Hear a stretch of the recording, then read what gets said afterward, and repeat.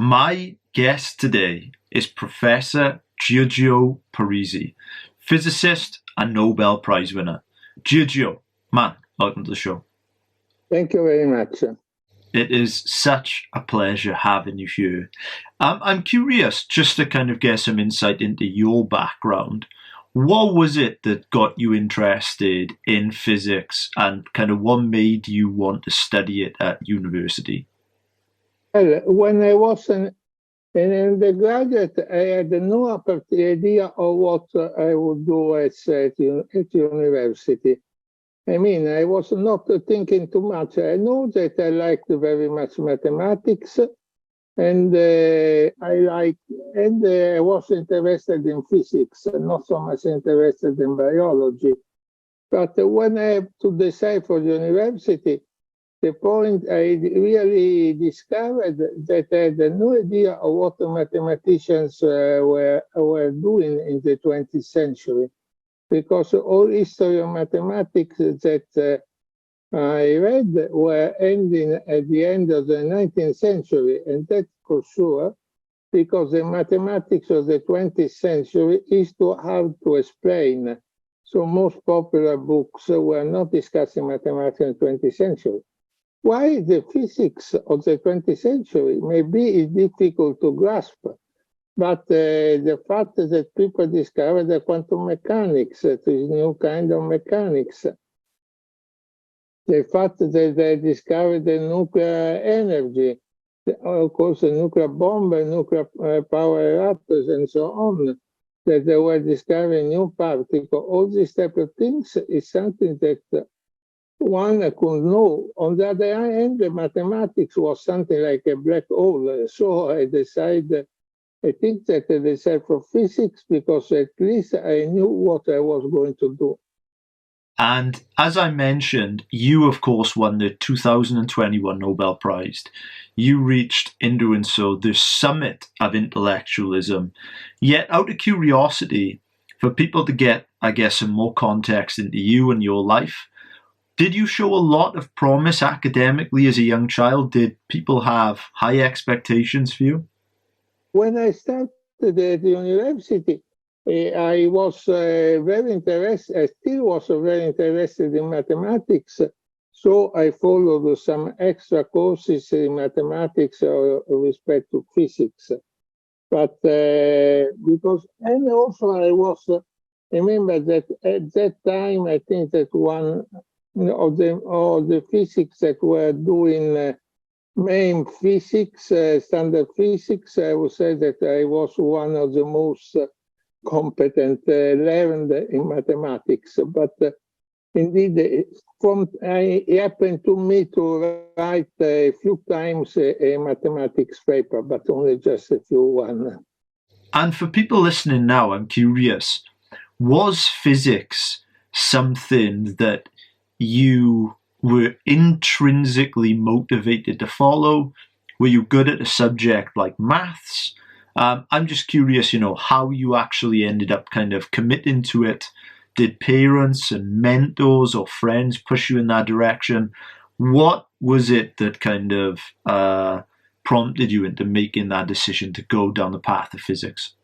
Well, I mean, at university, we had to follow some kind of courses. I mean, the courses were most or less compulsory. So you have a list of courses that you have to follow. Out of 17 courses, 15 were compulsory, and you have freedom only for 2 of them. And after, for the thing that was very important at university, that at the end of 4 years at university, we have to do a real research thesis, like PhD thesis, somewhat simple, but was something that typically took 1 year or something less than 1 year, but something that was really a research paper that should be published most of the case was a research paper that finally was published. So for that things, one had the complete freedom to choose between all professors at university. Also, many people were doing this kind of thesis outside the university, nearby lab, and so on. Yeah, and perhaps it's worth me saying, of course, that to win one Nobel Prize is just something that I don't even have the lexicon to describe what an achievement that it is. But for the people that will have picked up your book or that may be familiar with your story, they will know that you actually almost won the Nobel Prize twice. And as the story goes, in 1973, you were involved in a team of researchers that came pretty close to winning it. You didn't make the crucial last link that researchers like Frank Wilczek and others later did in the early 2000s that then gave them the Nobel Prize. So just out of curiosity, because there were, I think, about 16, 17, 18 years between you losing the Nobel Prize to you then winning it, but that's still a substantial amount of time. So I guess what was it like dealing with, originally losing the Nobel Prize, if you will?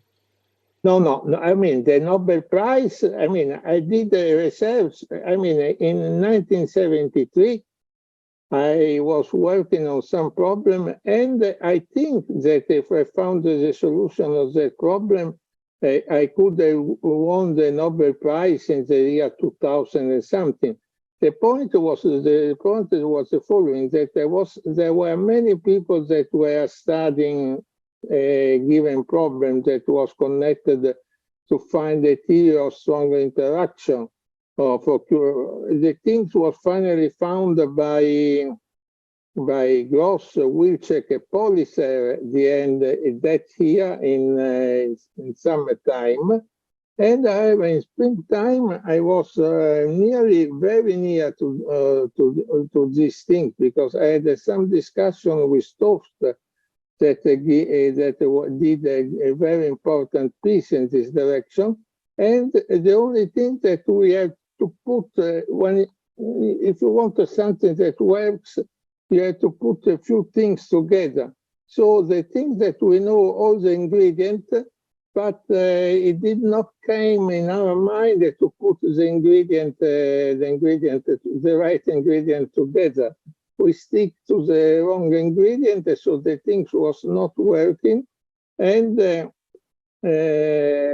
we left this thing out. The thing that was quite stupid on my side, because I'm sure that if I was thinking about the problem more time, probably I would have found the solution, because the solution was something that I knew it was something that I thought, because the solution was something that I thought that was wrong for wrong reasons. So anyhow, so I was really interested to some of the problem. Toast was interested also to quantum gravity. I was interested to second on the phase transition, and the other arrived. On the other hand, I think that it would be been a nice thing, because if you go in this direction, I would not have gone another direction in which I've done a very interesting things. So I have no regret. As I was writing, as I wrote in the book, Je ne regrette rien, and don't have nothing to regret. In the 300 plus episodes that we've done, we have spoken with numerous elite performers, and a common theme we've realized is that for some people, failure, missing out, a major setback can be quite the demoralizer. Yet for other people, there are people with a certain psychological makeup that when they, for instance, miss out on a Nobel Prize, or they have a big setback in their business or in their relationship or at school or at university, they then use that as rocket fuel to then go to the next step. So I'm curious, in your case, when it came out that Wilczek and co. won the Nobel Prize, did you, for instance, have serious regrets about that? Or did that lead to you becoming a better scientist, a better person, a better researcher? I don't have really regret. at that time, I was saying, what a stupid has been. How could I have stupid? But I mean, on the other side, I knew that I was trying to do many things in parallel. And when you do many things in parallel, there's something that escapes you. On the end, I think that that was nice, because at the end, I gave a very good. This was something that was not particularly deep. I mean, we're running few people in that direction, and other people arrived first. They were the more brilliant than us. But that would be that if I had done a great discovery in high energy physics, this would have probably polarized me into high energy physics. While I think that many of the very interesting things that I've done was jumping from high energy physics to other disciplines. Throughout your career, you made some pretty notable shifts in terms of kind of what you would study. So, for instance, what I found interesting about you is that you dabbled in theoretical physics, you dabbled in experimental work, you went from animal behavior to phase transitions. And this seems kind of counter to perhaps what many scientists will do, in the sense that many people will become hyper niched in on one topic and they will kind of just stick to that and become a true expert in that. But I'm curious, in your case, did you guide your career based on, for instance, just the curiosity that you had at the time, or was it kind of what the department wanted you or the funding wanted you to study? I'm just curious if there were kind of any principles that you used to kind of decide what it was that you would study throughout your career. This is the kind of things that you don't plan. I mean, the point is just curiosity. I think that people are driven by curiosity. On the other hand, I knew that sometimes arriving in one field from outside, one brings some kind of new toolbox or new instrument that people in that field do not have, and that can be successful. So I knew that in some senses that exchange field is something that from time to time is something that is useful. The other thing that I knew that sometimes in a given field you are stuck. People are stuck, it's very difficult to move. So the idea was that if in the meanwhile you go to another field, that's good. But I think I was really driven by circumstances. I mean, for example, when I went to Paris, I made a lot of friends there, and I was working with the friends that were in Paris. And sometimes you discover by speaking to people, or going to seminar, or reading something on the literature, there's something interesting. And the things that sometimes you try to study the problem because you think that you can solve much faster, very fast. However, sometimes this is that's not true. It takes much more time. Sometimes you don't solve at all.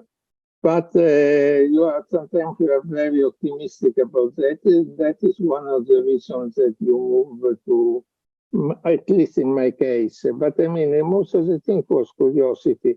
Curiosity and hope, which sometimes is not well founded, that you can make a strong leap forward.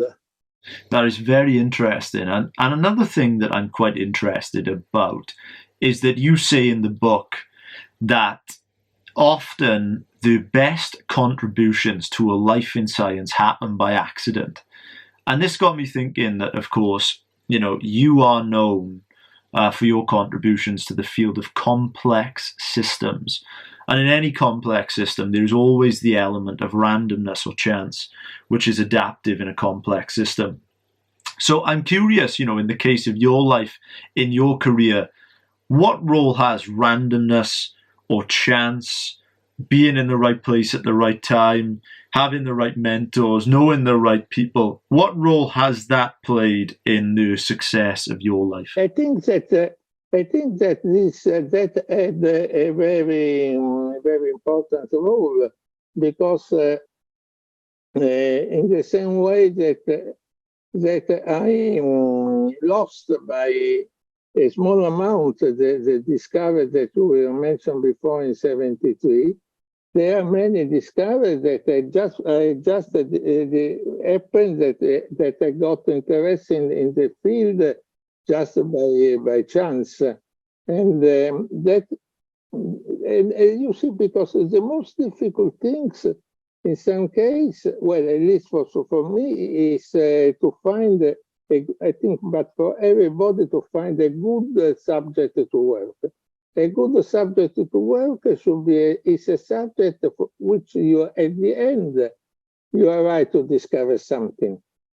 That it should be a difficult subject, but not too difficult, because if the subject is too difficult, you may work on many years and you find nothing. For example, Einstein in the 20s or in the 30s worked for 20 years trying to find a unified theory of gravitation with other interaction and so on. And then it was something that was impossible at that time. Nowadays we have some idea, but we don't have the solution. But Einstein at that time had no possibility to get anything that makes sense, and spent 20 years in that direction. So sometimes one go in the wrong direction, and you cannot say in advance. So the things that is important that you have some kind of a feeling just when you hear some interesting problem, and you have the good attitude. I mean, that you understand if the problem is really interesting, that you can do something or not, that you jump on it. So I remember, just for these things, I remember that I was in Stockholm in 2022 for the Nobel Prize ceremony. I mean, the Nobel Prize was given to me in Rome in 2021, but I was invited to the 22,000 and in Stockholm Prize, and I had a few conferences. There were a few conferences, and one conference, a student asked me if I would come if I had the possibility to speak with myself 50 years ago, which suggestion I would give. And at the end of the day, this was quite a very difficult question, because I think that for everybody it's a difficult question to know what to say to your young ego 20 or 10 or 50 years ago. And in the end, I said that I will say nothing, because I think that I had a lot of chances, and anything that I would say may have derailed, pull things in the wrong direction, and I will not have the chance to get some of the things that I had done. So I think that would be very, very dangerous to give any suggestion. What was the biggest obstacle that you had to overcome in the kind of journey and the career that you've been on? Well, I think that for these things I was quite lucky, because I was living in Rome that had a very excellent theory group. The people in Rome realized, I mean, were quite confident, had a very good, that there was a very good chance to become a brilliant physicist. And I got just 2 years after the thesis, a semi-permanent position that became a permanent position. So I practically did not have any problem So I got 25 years and something, a permanent, 24 years and something, a permanent position, nearly permanent position. So I did not have any problems, any worries to find a permanent position, to find a job. So from that point of view, I was quite lucky. And also the type of work that I was doing left to me complete freedom. And I had also the chance to become a professor in Rome at a good university when I was quite young, at 32. So I think that from this point of view, I did not have any professional obstacle. Of course, the obstacle were in problems that sometimes the problems were too difficult to understand. For example, I remember that, for example, I wanted to have some better theory of confinement of quarks and so on. I was thinking of that for many, many times, but practically nothing very interesting came out. So sometimes the problems were too difficult to be solved, but that is part of the life. And on this point, one thing that I actually found surprisingly inspiring from the book was it was the times in which you talk pretty openly and honestly about how you dealt with dealing with obstacles, dealing with failure, dealing with difficulty. And I would like to read a small passage, if I may. You talk about a time in which you had run an experiment that had significant results. So in the case of research, you'd run an experiment. The p-value, the significance value, was less than 0.05, the kind of the hallmark that scientists use to suggest if something is a significant finding or non-significant finding. And you said in the book, that you arrived at this outcome, but all joking aside, you had no idea. You say, all joking aside, I had no idea what I was doing. After the experiment worked, you commented, it was as if I'd gone into a tunnel and then found myself on the other side. So I'm curious, in the case of that, when you get stuck with a problem or you feel stuck, what was the process that you used to get through that? Because, of course, most people, when they're kind of in that creative phase, whether that's someone getting stuck trying to come up with a new business idea or a business plan, or a student revising for an exam, or somebody going through any kind of creative phase, many people know about, the writer's block or getting stuck. And overcoming that can be one of the hardest things that people kind of go through. So I'm just curious, when you do get stuck, what was that process that you used to kind of go through that difficulty and get through to the other side? This depends on characters. I think that there are some physicists that when they get stuck, they have a great character. They go on. At the end, they succeed to solve the problem. Myself, when I have the tendency that when I get stuck in one problem, to go to look to another problem, and maybe coming back to that problem 10 years or 5 years, a few years later. Because if you leave the problem, first of all, you can look back to the problem with a fresh mind. And in the meanwhile, other people may have done some other progress that things may be solved. So my particular attitude was not to attack the same problem for a long time without success. Of course, this does not mean that I studied this problem for a very long time. For example, I spent many, many years in doing simulations on computer simulation of spin glasses, or computer simulations quantum thermodynamics, but that I was not stuck in the sense that each time I was doing things in a better way, so it was a gradual progress, but not really that you find a mountain in front of it and you don't are not able to go on. Man, and another thing that I'm interested in is that throughout your career, as I've kind of talked about today, you obviously flirted with the Nobel Prize, which got me thinking about how you would go about generating hypothesis and deciding on, for instance, what to spend your time on.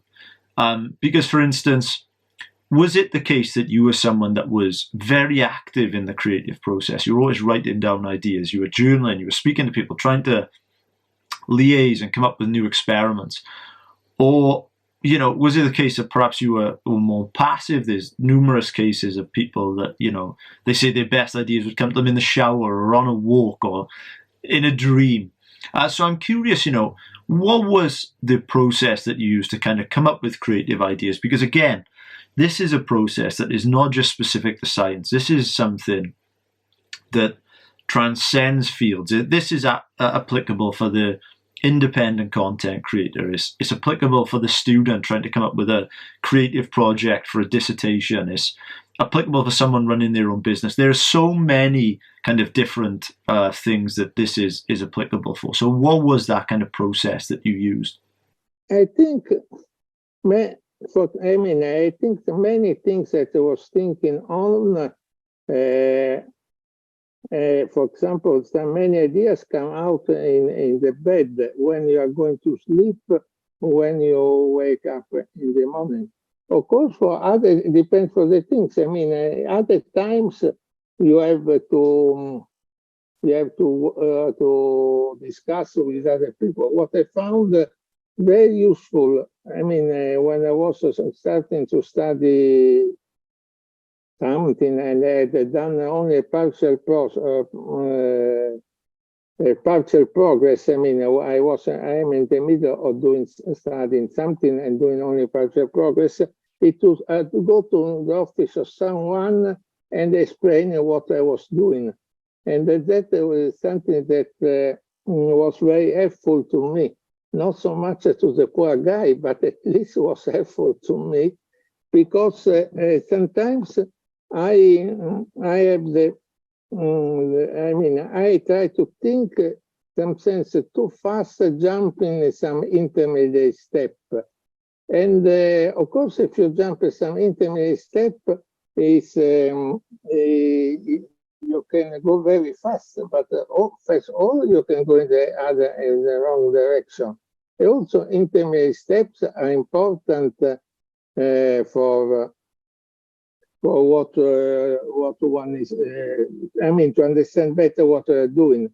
So when you have to explain something to someone, you have to first to say things in a clear, comprehensible way. And that is helpful also for you, because you have a clear, comprehensible version of what are you doing. Man, I absolutely love what you just said, because all too often, I think that I really know kind of a topic or idea. In my own mind, it seems like my knowledge of that is perfect. And then when you have to explain it to someone else, only then do you really begin to realize that, you don't actually know it that well. Another Nobel laureate who was a heavy proponent of this was, of course, Richard Feynman. Feynman was a big believer that if you couldn't explain something to a young child, then you didn't really know it that well at all. So I'm just kind of curious, do you kind of agree with Feynman, Bade? Yes, I remember this quotation of Feynman. It's very nice. Unfortunately, I had very few contact with Feynman, and I was for 2 weeks in Caltech, where Feynman was there, but we had a very few chances to speak together. So I remember once a discussion with Feynman, but not something very, very deep, very not something particular. How big was Richard Feynman for the field of physics? Well, Feynman, certainly Feynman had a great, Feynman had that very great idea, very important idea. The point, one of the things was, first of all, was his reformulation of quantum mechanics. Was a reformulation of quantum mechanics that made what people call a path integral approach.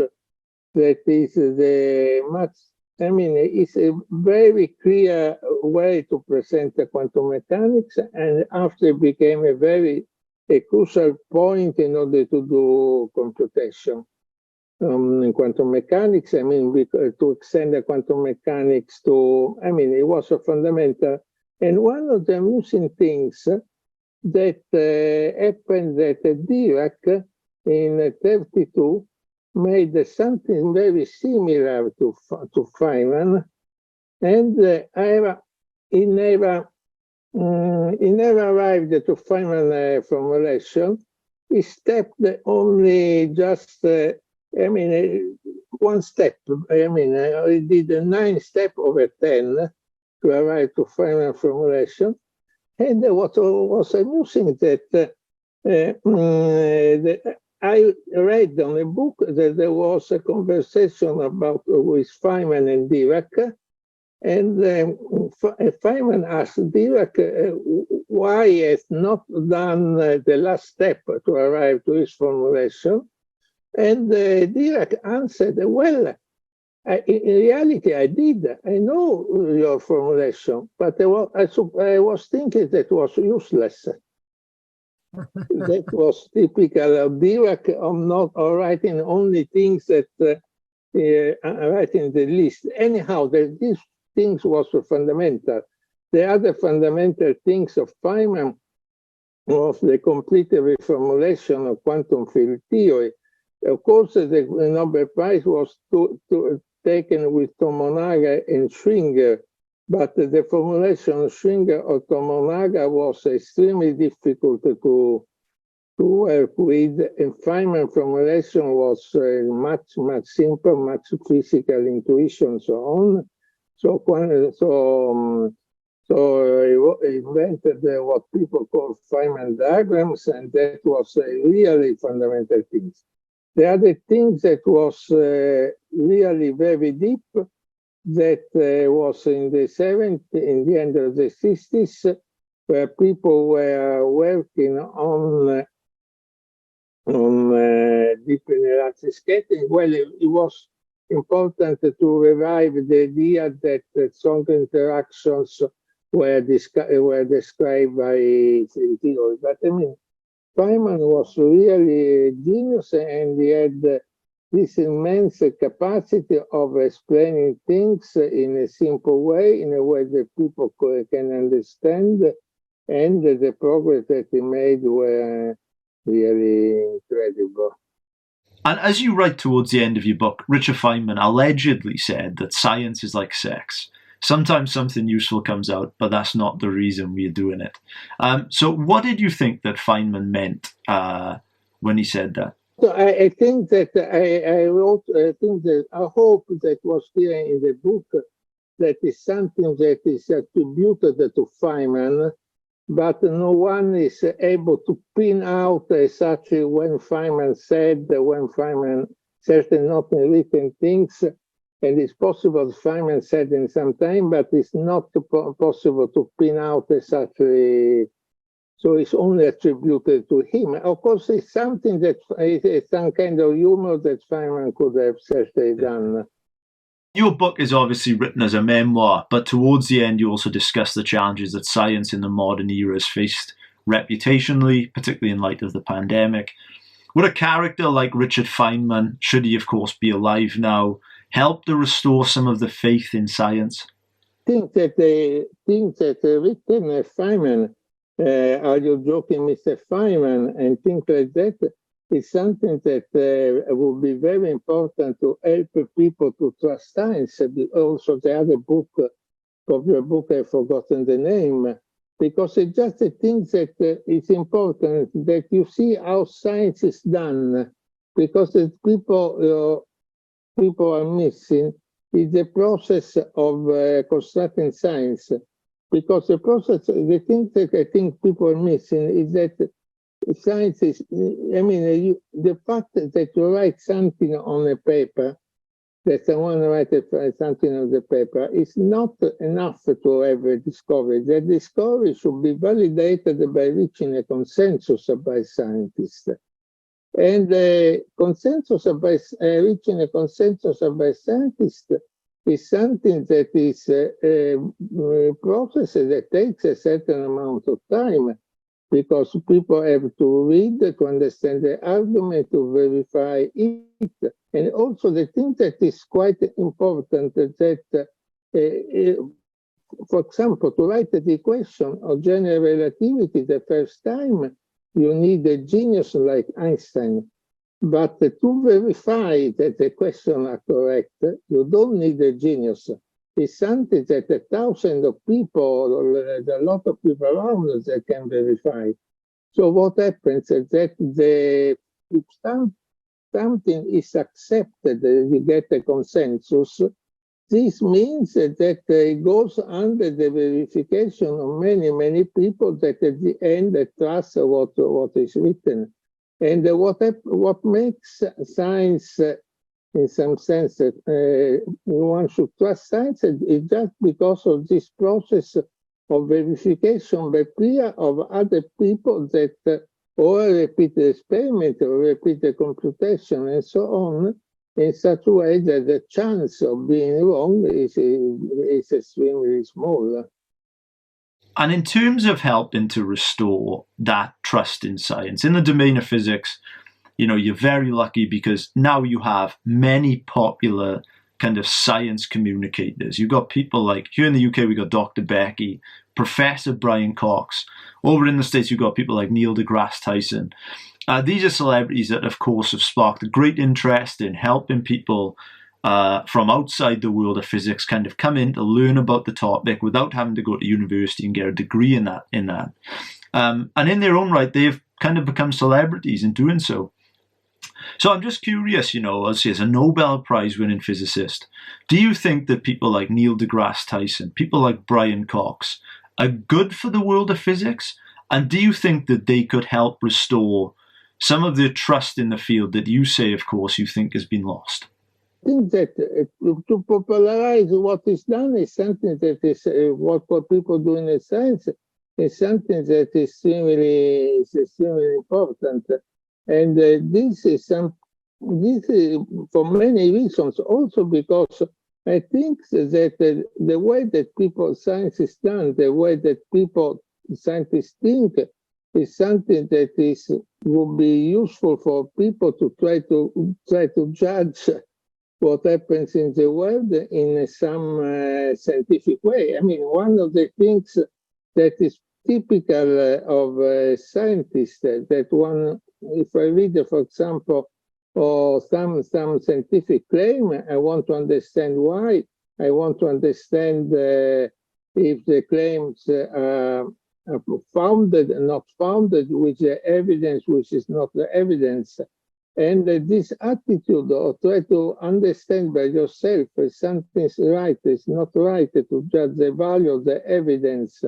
And if the value of the evidence is not good, to disregard what people say, is something that if people could transport this type of attitude for many other situations, for their personal life or also for politics and so on, I think that would be extremely important. So, yeah, man, and it's certainly a great skill to communicate in such a way that perhaps brings people into that field that otherwise may not be interested on a topic or a field. So I totally agree. If we were to shift gears, I appreciate that, of course, you're obviously a very busy man. But I'd love for you to tell me about the moment that you knew you were going to win the Nobel Prize. I mean, the moment, I had no certitude whatsoever that I was going to win the Nobel Prize. I mean, I knew that people were nominating me for 20 years. So I knew that there was some chance, but there was not no certitude whatsoever. And I think that only the last year, the year that I got the Nobel Prize, I considered that I had some good chance because I got the Wolf Prize. The Wolf Prize is a very important prize, and 30% of the people that got the Wolf Prize in physics later on got the Nobel Prize. So at that moment, I was trying really to estimate the chances that I am going to have a Nobel Prize, and I take that was 20-30%. But only at that moment, but I had no whatsoever the certitude of getting it. And emotionally speaking, what was it like when you heard that you were, of course, going to be the winner? Well, this was strong. Well, you see that the way that works is different. People are going to call you before. Right. They call you more or less 1 year before. And by chance that year, just because it was a suggestion by a friend of mine, I paid attention to the timetable, and I put. I was with I was working at home with my phone nearby, and. Now the things that happened that I got a phone call, but I get a phone call on the home number, not on the mobile number. And my home number is not well known to people because I give most of the people they gave the mobile number, and I was able to read on the phone that was a number from Vivo. The code was 46 or 46, and now I was not knew what 46 which was a country for 46, but I knew that it's something northern in Europe, northern part of Europe. So there was I think the secretary of the Nobel Foundation, someone that presented to me as a secretary of the Nobel Foundation, that was saying to me that I won the Nobel Prize. Now, my first reaction was to check, to start to think if this was not a joke. Because it's clearly that there could be someone that makes a joke also from Sweden. I mean, the fact that things was going from some country like Sweden and northern part of Europe was not a proof that was not a joke. So I was very happy, but I was somewhat diffident to try to understand if they could have some better information to be sure. At that moment, I realized that it was certainly not a joke because it was very deep. We were very concerned of what I should do and what I should not do. The thing that the stress that I should not say that to anyone. I should not say that to the press, any press agent and so on. Also, if asking to put under embargo, because you never trust the people under embargo, that I said, well, maybe if they said you should not move from home because we want to phone you 1 hour from now because we have to say some words at the Nobel proclamation. I mean, there will be some interview of you, and therefore you have not to move from home.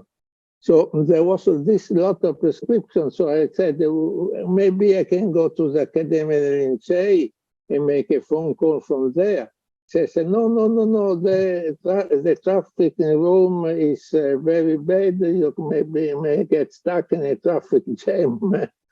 So there was all this type of thing that they were worried that still it would not happen if there was a joke. And therefore I was convinced that it was not a joke. But at the finally, they passed to me the phone call to someone of the Nobel Committee that was a friend of mine, which congratulated to me. So I mean, the realization was somewhat gradual. I mean, I was very happy, and from after the 1 month, 1 hour to be very happy. But after 1 hour, when the proclamation was done, I got an incredible amount number. I think I got something more than 1,000 email, congratulations, a few hundred things on WhatsApp, congratulations on WhatsApp. After I have to run the Academia Lincei, because Academia Lincei, they were doing some kind of celebration, very short celebration, and after I have to run back to the university, where they were done another celebration with the minister, director of the university, and so on. And the next day, I had to do something like 15 interviews by phone and so on. So it took a few. The next day, I have to give a speech at the House of Commons to the Parliament in Italy. So I mean, it was just a few days in which I was running from one place to another place. Giorgio, man, this has been such a pleasure. Tell these guys where they can connect with you, what you've been up to, anything else you would love our audience to check out. Well, I think that I have some presence on social media on Facebook. That is something that I was interested also before. I was one of the first users of Facebook in Italy. I started in 2009 and so on. And I think that I use social media so much for, generally speaking, for popularized science and also for personal reasons.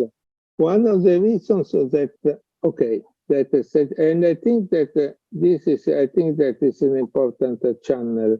I do not use too much Twitter because I think also the following two social channels is too much. And the book is out now? But the book, what is it out now? Is it available for people to buy now? Well, I know the book in England, in English book is out. I mean, you can buy on Amazon and so on. The book in Italy, I think, had a reasonable success. It sold 50,000 copies, and they're still selling. But I don't have the numbers for other languages. And the last question that we ask at the end of all of our podcasts is, what makes a life worth living? I think life. I mean, I think that, I mean, if you succeed to have, the point is the following, if you succeed to have a positive attitude toward life, I think life is extremely enjoyable. On the other hand, I can understand that if you have not a positive attitude, or you have things are not going well for you, you may have many things that make your life miserable, is really a problem. But I think that life, all the new things that happens is something that makes life worth life living. Matt, I want to thank you so much for your contribution to our fundamental understanding of how the world works, for your immense service to science, and of course for taking the time to chat with me today and for bringing so many great points and great ideas to our audience. So, man, thank you so much. Thank you so much. Goodbye.